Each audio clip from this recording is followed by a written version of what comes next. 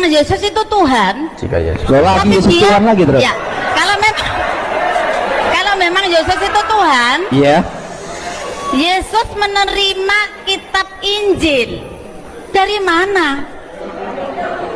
Tuhan menerima dari mana? Tuhan kok menerima dari langit? Loh, langit itu siapa? Loh, ngerti maksud saya? Kalau memang Yesus itu Tuhan, kenapa dia menerima kitabnya diterima dari mana? Berarti dari Tuhan Allah toh? Ngerti maksudnya ya? Iya. Berapa Bu yang ditanyakan Bu? Ada bilang. Oke, Jangan dari banyak-banyak, Kalau Bu. orang Islam, Hah? kalau orang Islam percaya kepada Taurat, Zabur, Injil, Al-Quran, Iya. Hah? Tapi Iya. kalau orang Kristen kenapa Al-Quran nggak dipercaya, kok nggak adil ya? Iya Bu. Iya. Makasih Bu. adil. Iya Bu. Udah Bu ya. Kalau memang ya kurang satu lagi. Satu lagi. Oh, banyak nggak apa-apa Bu. Banyak nggak apa-apa. Adakah? Nggak apa-apa. Kalau 1 jam nggak apa-apa ya. Iya terus Ya. Bu. Kalau dalam Al-Quran, inna nahnu nazzalna dzikra wa inna lahu lahafidun. Wah. Kamilah, kata Allah, yang menurunkan Al-Quran dan kamilah yang menjaga keasliannya. Nah, Apa di ayat Anda alhamdulillah. ada? Iya. Ibu sudah jadi ustaz ya tadi itu. Apa di ayat itu ada? Iya. Dan ada Kak. Kalau di dalam Islam jutaan orang yang hafal Al-Quran, sehingga ketika ada salah, ada kekeliruan bisa diperbaiki. Iya. Oke Bu. Dibenarkan. Terima kasih Tetapi Bu di ya. situ apakah ada yang hafal Oke. kitab Injil? Iya. Kurang satu lagi Iya Bu. Bu. Oh iya. Udah Bu. Dan teman sekalian, tentu saja ini bukan sesuatu hal yang sulit ya untuk dijawab ya. Jadi saya akan menjawabnya dengan singkat dan padat, mungkin mudah-mudahan bisa jelas juga buat Muslim ya ketika saya menjelaskan ini. Teman-teman sekalian begini, pengertian Injil yang dimaksudkan yaitu pribadi Yesus Kristus itu sendiri. Jadi Yesus tidak pernah terima Injil. Ya mungkin Nabi Isa, Nabi kalian, ya mungkin menerima Injil, tapi dalam pemahaman kekristenan, Yesus tidak pernah terima Injil karena Injil itu adalah pribadi Yesus itu sendiri. Lalu kenapa ada Matius, Markus, Lukas, dan Yohanes? Itu adalah kitab yang menuliskan riwayat Injil itu, pribadi Injil itu. Makanya kalau lihat kitab Matius, itu dimulai dari inilah silsilah Yesus Kristus anak Daud, ya kan? Kemudian kelahirannya, kemudian seterusnya tentang kehidupan daripada Tuhan Yesus Kristus. Jadi secara singkat tentang pribadi Injil ini adalah dibahas tentang kelahirannya, kemudian pelayanannya, mujizatnya, kematiannya, kemudian kebangkitannya dan kenaikannya ke sorga. Jadi itu dia. Jadi jangan teman-teman menganggap bahwa Injil itu diberikan kepada Yesus Kristus. Tidak sama sekali. Dia tidak pernah terima Injil dari siapapun. Dan kalau ibu tadi mengatakan bahwasanya dia terima dari Allah, ya, itu tidak pernah. Tapi sekali lagi, Yesus Kristus mengajarkan firman Tuhan yang adalah miliknya sendiri gitu loh. Jadi bukan diterimanya dari siapapun. Ya, jadi ini harus dipahami. Ya, maka soal pengertian Injil berbeda dengan pemahaman Muslim ya. Baik, yang kedua tadi pertanyaannya, kalau orang Muslim atau Islam itu percaya kepada Taurat, Zabur, ya kitab para nabi mungkin ya, kemudian Injil. Sementara dan katanya otomatis percaya Al-Quran ya. Nah, ini katanya tidak adil. Kenapa orang Kristen tidak percaya Al-Quran? Nah, kawan-kawan sekalian, alasan pertama adalah karena Injil itu sudah sempurna. Ya, kitab Taurat, kitab Zabur, para nabi, dan Injil, ya itu sudah lengkap. Dan juga orang Kristen itu tidak lagi percaya kepada nabi, ya, yang mengaku nabi, yang dianggap jadi nabi setelah Tuhan Yesus Kristus. Nabi-nabi ada, ya, untuk apa? Menuntun ya manusia supaya menuju kepada terang yang ajaib. Nah, terang yang ajaib itu sudah datang ke dunia, yaitu pribadi Injil itu. Ya, Yesus Kristus. Maka dia menyempurnakan segala sesuatu yang menjadi pekerjaan para nabi. Ya, bahkan kalau kita pahami tentang perbedaan nabi yang dimaksud dan rasul yang dimaksudkan dalam Islam berbeda juga dengan pengertiannya dalam Kristen. Gitu ya. Jadi dalam kekristenan duluan para nabi, baru rasul. Jadi rasul itu adalah di zaman Tuhan Yesus Kristus. Mereka disebut sebagai para rasul. Ya, 12 rasul. Ya. Karena Yudas memang sudah mati tapi digantikan oleh Matias ya. Jadi lengkap lagi menjadi 12 orang. Nah, teman-teman sekalian, itu alasannya kenapa Kristen tidak percaya kepada Al-Quran. Dan kemudian orang Kristen tidak percaya kepada Muhammad. Kenapa tidak percaya kepada Muhammad? Karena Muhammad itu bukan dari silsilah Bani Israel. Semua nabi, semua rasul itu berasal daripada Bani Israel. Nah, sedangkan Nabi Muhammad yang adalah nabi daripada Muslim itu dari Arab. Jadi otomatis orang Kristen tidak percaya. Satu-satunya nabi di luar daripada Bani Israel itu hanya Muhammad. Karena memang Nabi Muhammad tidak pernah dinubuatkan di dalam Taurat. Kemudian para nabi, Muhammad tidak pernah dinubuatkan. Itu sebabnya orang Kristen tidak percaya Muhammad. Shalom, salam sejahtera bagi kita semua, dan demikianlah cuplikan videonya saudara-saudara sekalian sebagaimana sudah kita dengarkan secara bersama-sama. Dan karenanya pada kesempatan ini saya akan fokus menjawab pertanyaan dari si ibu muslimah tadi yang bertanya mengenai menghafal kitab suci.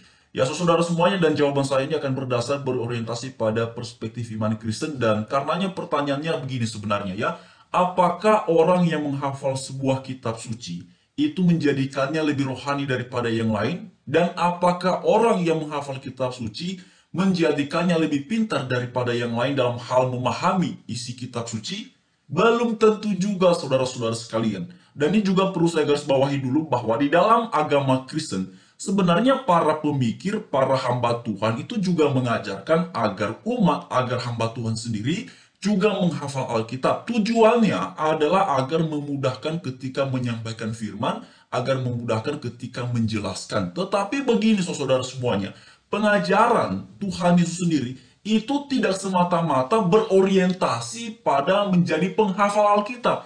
Yang justru ditekankan oleh Tuhan Yesus ada menjadi pelaku dari Alkitab itu sendiri, menjadi pelaku dari firman Tuhan itu sendiri. Karena itulah Yohanes 14 ayatnya yang ke-15 dikatakan, jikalau kamu mengasihi aku, kamu akan menuruti segala perintahku. Artinya apa? Akan menjadi pelaku segala perintah Tuhan Yesus, bukan menjadi penghafal.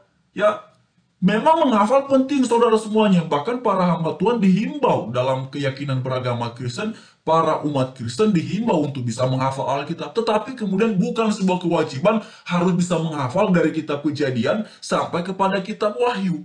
Ya, jadi itu jelas saudara ya. Dan memang kalau tadinya kita lihat ya penjelasan dari si ibu itu, sehingga katanya kan kalau misalnya ada kesalahan-kesalahan dengan banyak yang menghafal maka kemudian bisa diperbaiki. Ya saya pikir itu sudut pandangnya si ibu ini ya.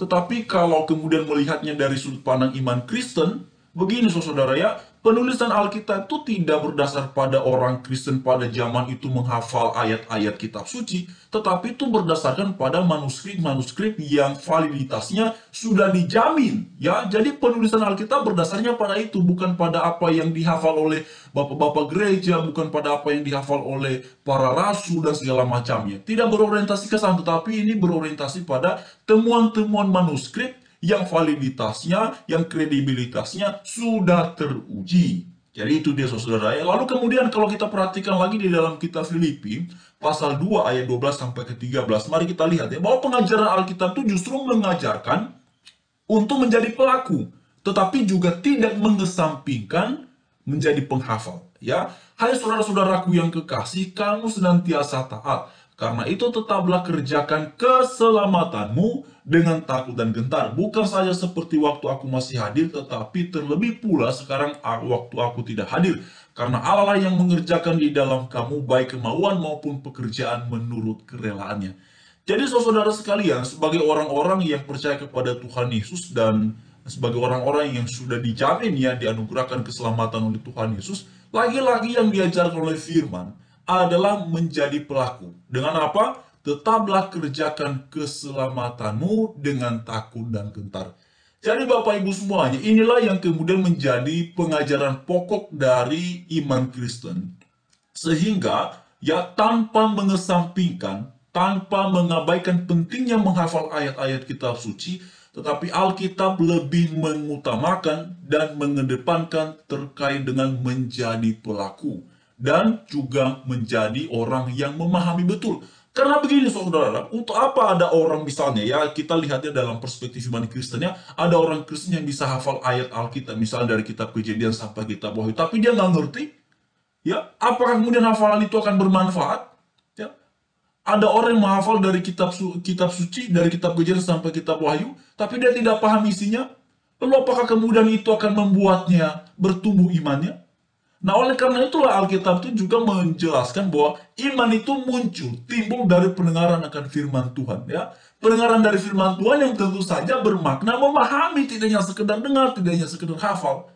Ya, lalu kemudian Yohanes pasal 13 ayat yang ke-35 hingga ke-34-35, aku memberikan perintah baru kepada kamu, yaitu supaya kamu saling mengasihi. Sama seperti aku telah mengasihi kamu, demikian pula kamu harus saling mengasihi.